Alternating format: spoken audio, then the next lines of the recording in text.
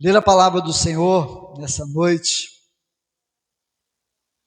Com certeza, ao iniciar um ano, a gente procura duas coisas importantes, que é a autocrítica na nossa vida, uma avaliação do ano que passou, mas a gente procura trabalhar dentro de nós algumas decisões, alguns princípios, alguns valores, alguns projetos que a gente vai pedindo ao Senhor, algumas estratégias que a gente vai pedindo ao Senhor para que Ele possa nos abençoar. Mas a coisa mais importante da nossa vida não é nós termos um monte de estratégias aqui na igreja, seja na sua vida pessoal, particular, dos seus projetos pessoais, projetos de família, projetos de trabalho, de estudo, projetos que vai além da igreja, que vai além do ambiente da igreja. Nós não podemos pensar em organizar alguma coisa e depois falar para o Senhor, vir atrás de nós para nos abençoar. Nós precisamos entender que antes mesmo de nós darmos o primeiro passo, nós precisamos crer que a boa mão do Senhor já está conosco, em nome de Jesus. Tudo que você for semear esse ano, semeia dizendo: eu estou semeando, porque a boa mão do Senhor está comigo. Vamos ver, lá no livro de Esdras, capítulo 7, a gente fala muito pouco de Esdras. Esdras é esse contemporâneo de Neemias, alguém que o Senhor enviou para trabalhar na restauração de Israel também. Esdras capítulo 7 diz que, passadas estas coisas, no reinado de Artaxerxes, rei da Pérsia, Esdras, filho de Seraías, filho de Azarias, filho de Ilquias, filho de Salum, filho de Zadok, filho de Aitube, filho de Amarias, filho de Azarias, filho de Meerote, filho de Zearias, filho de Uzi, filho de Buqui, filho de Abizua, filho de Finéias, filho de Eleazar, que era filho de Arão, o sumo sacerdote. Esdras subiu da Babilônia. Ele era escriba, versado na lei de Moisés, dada pelo Senhor Deus de Israel, e segundo a boa mão do Senhor seu Deus, que estava sobre ele, segundo a boa mão do Senhor seu Deus, que estava sobre ele, o rei lhe concedeu tudo quanto lhe pedira. Também subiram a Jerusalém alguns dos filhos de Israel, dos sacerdotes, dos levitas, dos cantores, dos porteiros e dos servidores do templo, no 7º ano do rei Artaxerxes. Esdras chegou a Jerusalém no 5º mês, no 7º ano deste rei, pois no primeiro dia do primeiro mês partiu de Babilônia, e no primeiro dia do 5º mês chegou a Jerusalém, segundo a boa mão do seu Deus sobre ele. Porque Esdras, você pode ler comigo? Porque Esdras tinha disposto o coração para buscar a lei do Senhor e para a cumprir, e para ensinar em Israel os seus estatutos e os seus juízos. Agora, ainda no versículo 27 e 28, ainda de Esdras, capítulo 7, diz que bendito seja o Senhor Deus de nossos pais, que deste modo moveu o coração do rei para ornar a casa do Senhor, a qual está em Jerusalém, e que estendeu para mim a sua misericórdia perante o rei, os seus conselheiros e a todos os seus príncipes poderosos. Todos juntos. Assim me animei, segundo a boa mão do Senhor, meu Deus, sobre mim, e ajuntei de Israel alguns chefes para subirem comigo. Glória a Deus pela bendita e preciosa palavra do Senhor nesta noite. Vamos olhar para Esdras nessa noite e primeiramente recordar o contexto histórico de Israel. Esdras, ele é contemporâneo de Neemias. Neemias volta para Israel, para Jerusalém, e ele encontrou as portas queimadas, os muros caídos, uma grande miséria, e ele começa um processo de reconstrução em Israel. Jerusalém estava destruída, o templo em ruínas, o povo vivendo longe das suas casas, e ele começa esse processo de restauração, porque anos de exílio, foram 70 anos, você imagina uma terra sendo humilhada num período de 70 anos, né? E o povo com certeza começou a enfraquecer, também a fé do povo começou a enfraquecer, também a ausência da casa de oração, dos objetos de culto foram deixados, foi se apagando, e com tudo isso, a esperança também daquele povo foi diminuindo, a esperança foi se esvaindo, e eles imaginavam talvez no coração, será que nós voltaremos a viver os nossos dias de glória? Será que nós voltaremos a viver os nossos dias de vitória? Será que nós voltaremos a experimentar as grandes coisas do Senhor? Será que nós voltaremos a ser restituídos naquilo que nós perdemos? Será que nós alcançaremos novamente um tempo de sossego, de paz, um tempo de vitória, um tempo de refrigério, um tempo de esperança? Esses anos de exílio, ainda que oprimidos, Deus sempre preservou a fé no coração dos seus filhos, e Deus sempre levantou profetas, e Deus sempre levantou homens que caminharam com o Senhor, que mesmo diante do caos, mesmo diante de ao redor deles, perceberem, verem as coisas acontecendo, que levavam de mal a pior, essas pessoas sempre tinham uma palavra de encorajamento, essas pessoas sempre tinham uma palavra boa, essas pessoas acreditavam que o impossível poderia acontecer, que algo novo, que algo estaria acontecendo.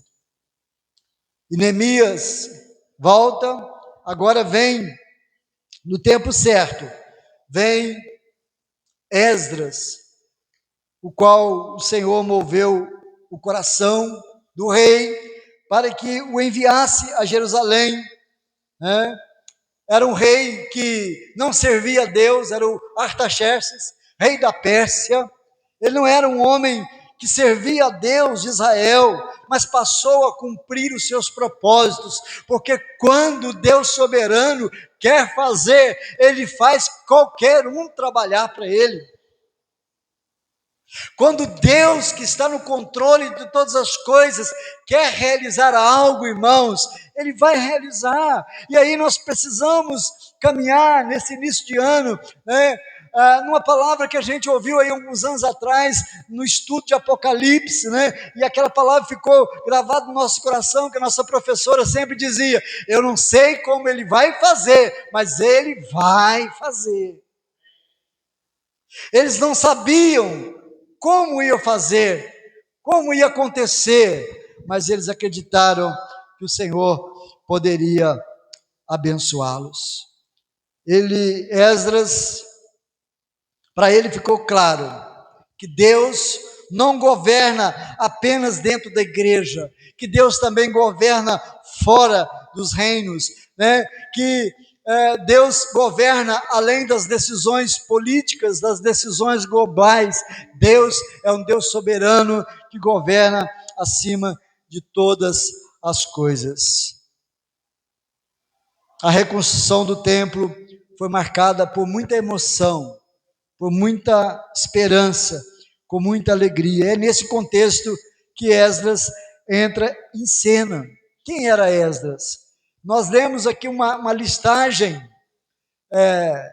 da genealogia de Esdras, que vai culminar, né, que Esdras era filho de Finéias, que Finéias era filho de Eleazar, que Eleazar era filho de quem? De Arão, que Arão era sumo sacerdote, né? Ele era sumo sacerdote. Então, Esdras tinha também essa herança sacerdotal, e a Bíblia também o chama de escriba da lei. Era uma pessoa versada na lei de Moisés, grande conhecedor da palavra de Deus, né? Uma pessoa extremamente experiente e capacitada para que pudesse chegar ali e trazer um tempo de esperança, porque eu imagino, irmãos, que por mais convicção que houvesse no coração dos filhos de Israel, né, novas crianças foram nascendo no meio daquele caos, 70 anos, novas crianças, novas pessoas foram surgindo em Israel, e lhes faltava algo muito especial, faltava a eles a palavra, faltava a eles uma revelação de Deus, faltava a eles o ensinamento do Senhor, faltava a eles, o norte, para que eles pudessem olhar e saber, que o Deus Todo-Poderoso é que guia as pessoas em todas as coisas. Então o livro de Esdras, ele nos mostra que Deus não trabalha apenas com os recomeços externos, mas com uma transformação interior na vida do povo, e ele então se dispõe a voltar para Jerusalém, está ali, ele volta debaixo da mão do Senhor, ele volta debaixo da mão do Senhor, e foi justamente essa consciência que Esdras teve, de que a boa mão do Senhor estava sobre ele, que ele voltou, que ele começou um trabalho de restauração. Nós precisamos entender algumas coisas, irmãos, olhando para a vida de Esdras. Ele volta, ele chega em Jerusalém, porque a boa mão do Senhor, seu Deus, estava sobre ele, e ele tinha disposto o coração, versículo 7, 10, para buscar a lei do Senhor, para cumprir, para ensinar em Israel, depois, lá no versículo 28, diz que assim me animei, segundo a boa mão do Senhor que estava comigo. E eu queria extrair daqui algumas lições para nós, nesse início de ano, a respeito da nossa vida pessoal, da nossa vida familiar, diante dos grandes desafios que nós temos, dos grandes desafios como igreja, dos grandes desafios como família, dos grandes desafios como pessoa, também dos seus sonhos particulares, das suas coisas. A primeira coisa que nós precisamos olhar para esse texto, que o texto diz que ele chegou a Jerusalém graças à boa mão do Senhor. Olha o que está registrado no verso 9. No verso 9, pois no primeiro dia do primeiro mês, partiu da Babilônia, e no primeiro dia do quinto mês, chegou a Jerusalém, leia comigo, segundo a boa mão do Senhor Deus sobre ele. Primeira coisa que eu queria que a gente pudesse perceber nessa noite aqui, que esta foi uma jornada sustentada pela soberania de Deus. Uma jornada sustentada por um Deus soberano que vai mover o coração de um rei ímpio. Qual seria o interesse de Artaxerxes? Qual seria o interesse dos reis da Pérsia na reconstrução de Jerusalém, onde havia miséria? Qual seria o interesse se não fosse o Senhor mover no coração deles para autorizar essas pessoas a voltar para um processo de restauração? Então foi uma jornada de alguns dias, meses, que ele caminhou para ele estar ali, mas mais do que uma jornada de caminhada física, dentro de uma geografia, por mais que fosse uma caminhada dentro de uma jornada, né, em cima do lombo de um animal para chegar em Jerusalém. Nós percebemos claramente nesse texto que foi uma jornada sustentada por um Deus soberano, pela soberania de Deus. O texto começa marcando o tempo, primeiro mês, quinto mês. Isso nos ensina que Deus se importa com os processos, com as estações da nossa vida, que Deus, o Deus soberano, é que nos conduz em todas as coisas. Percebeu que a mão do Senhor estava sobre ele. Isso nos ensina, irmãos, o Salmo 37, entrega o seu caminho ao Senhor, confia nele, e o mais ele fará. Entrega, confia, que ele vai fazer, porque a nossa jornada, ela é pautada, é uma jornada sustentada pela soberania do Senhor. Às vezes, irmãos, as pessoas têm a mania de falar duas coisas.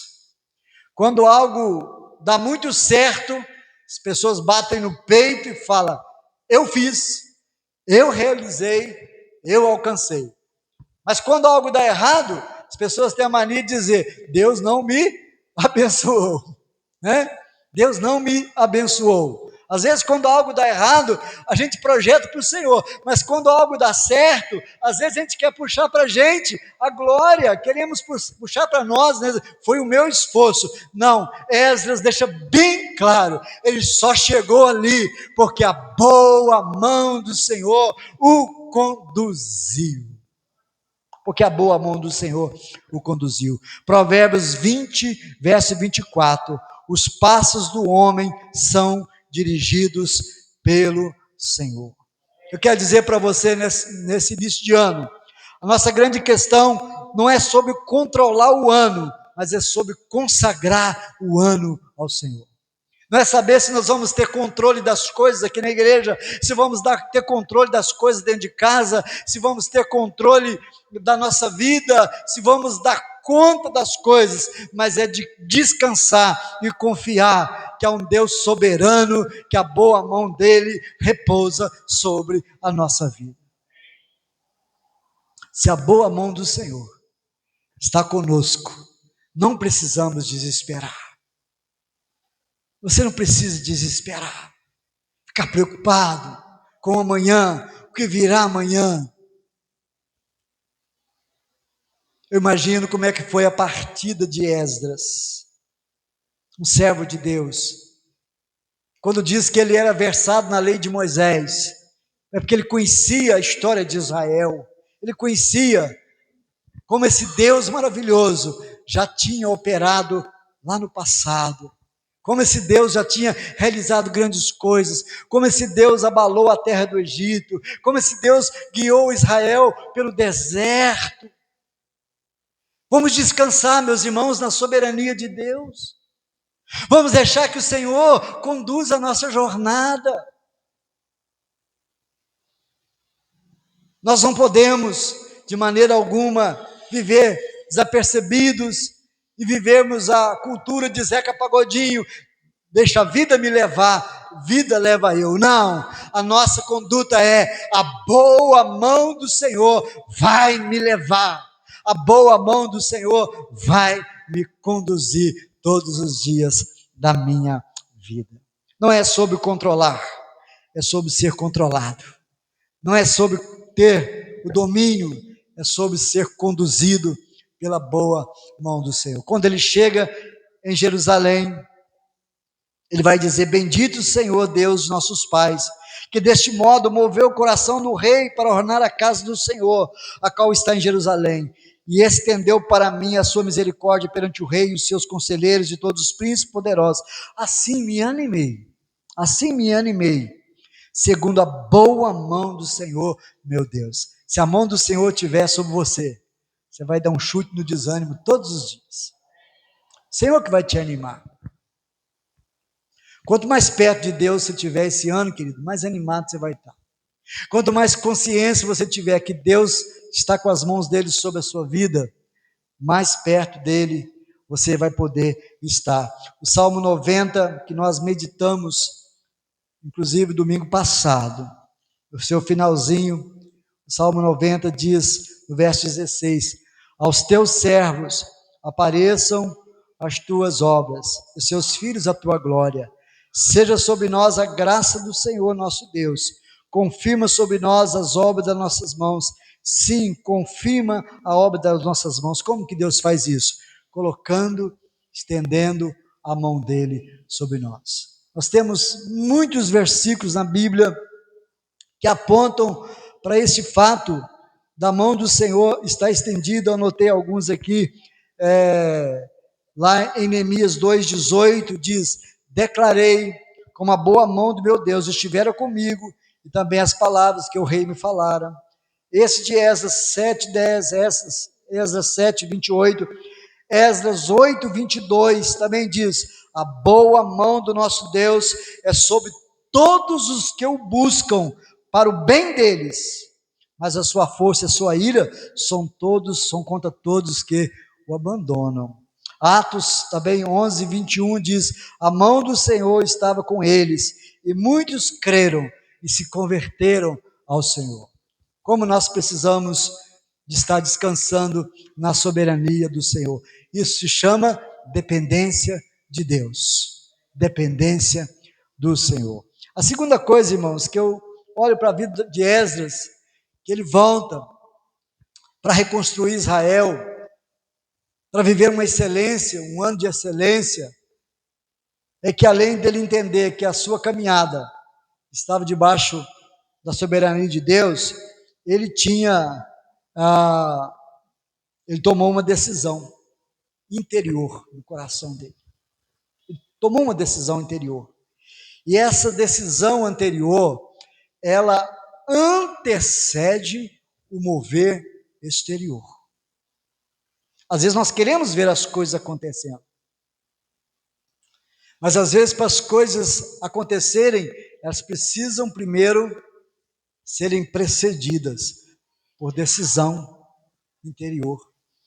E qual foi a decisão, pastor, interior que Esdras tomou? Olha o versículo 10. Primeiro, porque Esdras tinha disposto o coração para fazer o quê? Para buscar a lei do Senhor. Porque ele tinha disposto o coração para buscar as coisas de Deus. Uma mente, um coração que toma uma decisão que antecede aquilo que vai acontecer exteriormente. Algo que acontece antes dele chegar em Jerusalém, antes dele colocar a mão na massa, antes dele começar como sacerdote, como escriba, como aquele que foi enviado para estar ali, o ministério que Deus colocou nas mãos dele. Antes de ensinar as pessoas, primeiramente ele dispôs o coração para buscar a lei do Senhor. Às vezes nós queremos que tudo acontece exteriormente, que tudo esteja movendo a nosso favor exteriormente, que tudo esteja acontecendo mil maravilhas exteriormente, que tudo esteja dando muito certo, mas às vezes nós não queremos primeiramente decidir que isso precisa acontecer dentro de nós. Salmo 119, verso 112, nos diz assim, inclinei o meu coração a guardar os seus decretos. Segundo aos Coríntios, capítulo 9, versículo 7, cada um contribua como propôs no coração. Nós aprendemos que o ano que nós queremos ter vai depender primeiramente do tipo de coração que nós queremos caminhar com o nosso Deus. Ele dispôs o coração para buscar o Senhor, para ouvir Deus falar. Um ano de excelência começa com o coração decidido a buscar a Deus acima de tudo. Às vezes nós queremos visualizar as coisas maravilhosas acontecendo, mas antes de qualquer coisa, ele estava disposto a buscar a Deus. Será que nós estamos dispostos a buscar a Deus em primeiro lugar, gente? Não adianta depois eu ficar falando, Deus não me abençoou, parece que Deus é contra mim. Mas o texto é bem claro, que primeiramente ele se dispôs a buscar a presença do Senhor, uma decisão interior que antecede o mover exterior. Outra coisa, nesse versículo 10 também, ele nos apresenta uma mente formada pela palavra, não pela cultura, nem da cultura da Pérsia, nem da cultura de lugar algum, porque Esdras tinha disposto o coração para buscar a lei do Senhor e para a cumprir. Uma mente pautada pela palavra de Deus, não pela cultura, não pelo que o jornal diz, não porque a vizinha falou, não porque os índices econômicos do país estão dizendo, não porque as previsões dos especialistas fala isso, aquilo, mas o texto diz que ele tem uma mente pautada pela palavra, que ele dispôs o coração para buscar a lei do Senhor, mas para cumprir. O que isso quer dizer? É de ser influenciado. A ideia do cumprir aqui não é apenas ouvir para receber uma informação, mas aquilo que ele buscou, ele permitiu que começasse a influenciar positivamente a vida dele. Não existe excelência na nossa vida sem a centralidade bíblica. A palavra não é um acessório devocional, ela é o fundamento da nossa vida. Mateus 4:4, nem só de pão viverá o homem, mas de toda palavra. Salmo 119, verso 130, a revelação das tuas palavras esclarece. Se a palavra governar os nossos dias, nossas escolhas também serão mais sábias. Ele dispôs o coração para buscar, mas também para cumprir. Um ano de excelência para nós como igreja é um ano com Bíblias abertas, irmãos, e com corações ensináveis. Bíblias abertas. Abra sua Bíblia todos os dias. Viva um ano de Bíblia aberta. Bíblia aberta. Sei lá como, irmão, arrume tempo. Porque a falta de tempo para nós, ela é falta de método, falta de prioridade. Mas vamos arrumar tempo para isso? Eu tenho isso para fazer, todo mundo tem, todo mundo correria para lá e para cá. Mas vamos aprender com Esdras, dispôs o coração para buscar a lei do Senhor e para deixar que ela influencie a nossa vida, para cumprir a lei. E aqui a gente olha também uma vida submetida, né, no ensino proclamado. O texto diz, para cumprir e para ensinar em Israel os seus estatutos, os seus juízos. Um ano de excelência não é aquele em que erramos menos, mas aquele em que obedecemos mais. E aqui nós aprendemos com ele, que o ensino que restaura a identidade e a nossa missão. Qual era o chamado ministerial de Esdras? Esdras tinha uma herança sacerdotal, e era um cara preparadíssimo, porque era um escriba, versado na lei de Moisés. Tinha gente em Israel, irmãos, para levantar, para pôr tijolo? Tinha ou não tinha? Tinha. Tanto que Neemias, o povo se animou, rapidamente subiu os muros. Tinha gente para mexer no telhado do templo? Tinha ou não tinha? Tinha. Tinha gente habilitada para um monte de coisa? Tinha. Mas faltava alguém com ministério específico. E ele entendeu claramente qual era a missão dele em Jerusalém. Você e eu precisamos entender qual é a missão de Deus na nossa vida. Adriano, entender por que Deus te colocou naquele serviço. Carolina, por que Deus te colocou ali? Por que Deus colocou a senhora naquele bairro, irmã? Por que Deus colocou, né, cada irmão ali no seu lugar de trabalho, no seu lugar? Nós reconhecemos a nossa missão. Qual era a missão dele?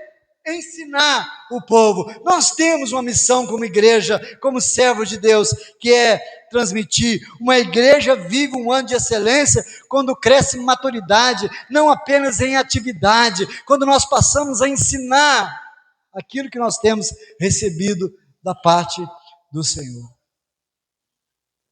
Porque Esdras tinha disposto o coração, uma decisão interior que antecede o mover exterior. Algo acontece do lado de fora, porque primeiramente aconteceu do lado de dentro. Porque antes dele ensinar as pessoas, ele precisa receber. Por isso nós precisamos estar aqui, irmão, na escola dominical, nos cultos, aprendendo, porque eu e você só vamos ofertar para o mundo aquilo que nós recebemos. Infelizmente, tem muitos irmãos da igreja que com tristeza a gente fala, se mandar abrir o livro de Salmos, fica revirando a Bíblia de Gênesis e Apocalipse, não sabe nem onde está localizado o livro de Salmos. Tem gente que não sabe. Por que não sabe, gente? Porque não tem habilidade, intimidade, comunhão com a palavra. Esdras dispôs o coração para buscar. Quero aprender. Queira aprender esse ano. Queira aprender mais de Deus. Grande pastor que viveu tempos áureos na igreja presbiteriana. Um dia perguntaram a ele qual era o segredo dele pregar tão bem e ter tanta cultura e ter tanta facilidade nas coisas. Ele falou: conhecimento, leitura. Ele falou: se eu ando pela rua, se eu vejo um papel julgado, alguma coisa escrita, eu sou curioso, eu quero pegar aquele papel, eu quero ler o que está naquele papel. Ô meu irmão, nós precisamos buscar mais ao Senhor, mais na palavra.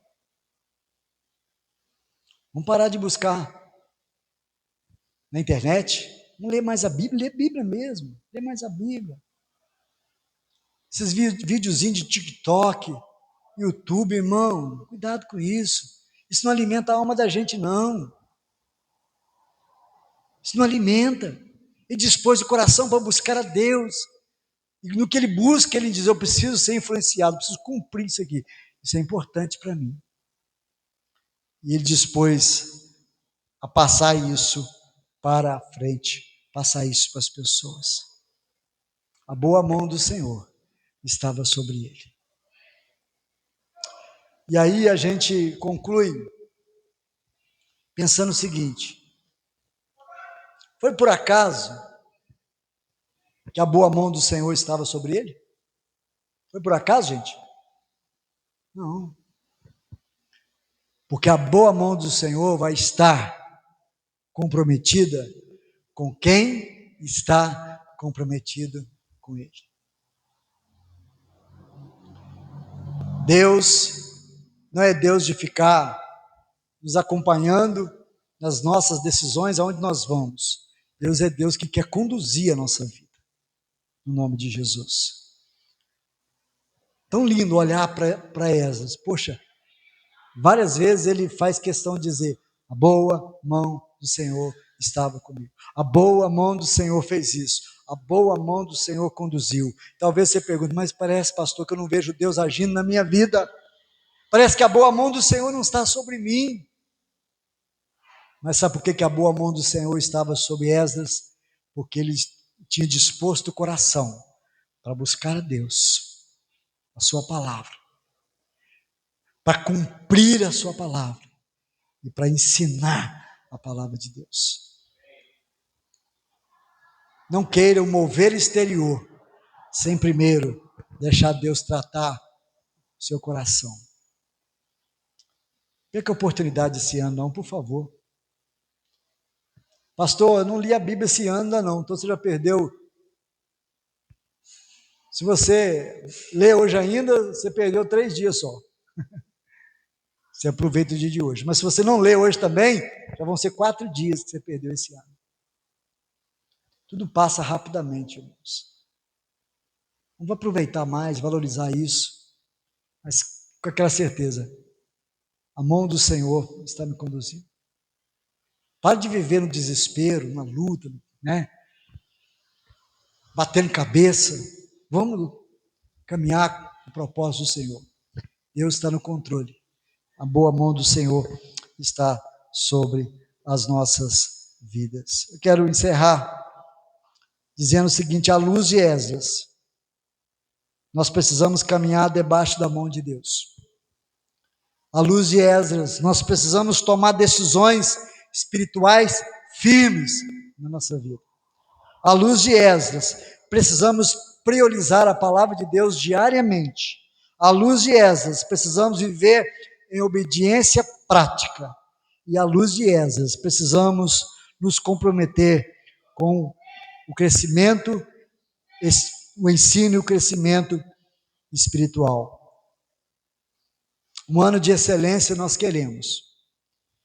E ele não é medido por aquilo que nós conquistamos ou conquistaremos, mas ele é medido por quanto profundamente nós andamos debaixo das mãos de Deus.